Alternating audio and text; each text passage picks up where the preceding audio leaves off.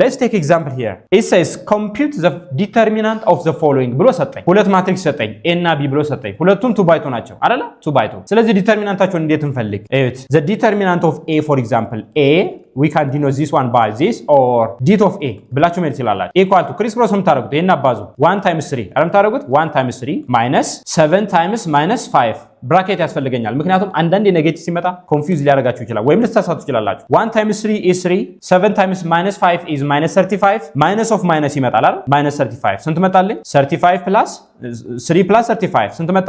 38 which is a number pure number። ይሄኛውስ it was a matrix so matrix ምን ማድረግ ይችላል? ነምበር ማድረግ። ቢ ላይ ስትመጡ ደግሞ you may be asked variable case ለምሳሌ det of a አሁን det of a ብትባሉ det of b since your matrix is b det of b ከተባላችሁ ታባዛላችሁ። a ን በዚህ ነው የምታባዙ። ምን አደርጋለሁ? a minus b multiplied by a plus b then the formula is minus አይደለ? then this one multiplication a times a ወይም a square ማለት ትችላላችሁ። አሁን እናባዛ which is a minus b a plus b ዩኒት አሳይቻችኋለሁ አይደል? the first square minus the second square that is a square minus b square አይደለም ታደርጉት ማይነስ ምን መጣ? a square በa square ይጣፋና ምን መጣ? minus b square. The determinant for this matrix will be minus b square. We don't know what b is. Good. And sometimes you may be asked to solve equation using determinant. For example, it says determinant of this one equal to by the way determinant ብሎ ከሰጣችሁ ይሄ ነገር ምን እያላችሁ ነው? ማትሪክስ ነው ማለት ብራኬት ቢጠቀም ችግር የለው። እንደዚህ ቢጠቀም ባይጠቀም ምክንያቱም determinant ስንል ለማን ነው የምናወራ? Since it is matrix. Therefore, it is an equation containing absolute value, it seems, determinant for matrix case. So let's find the determinant of this one.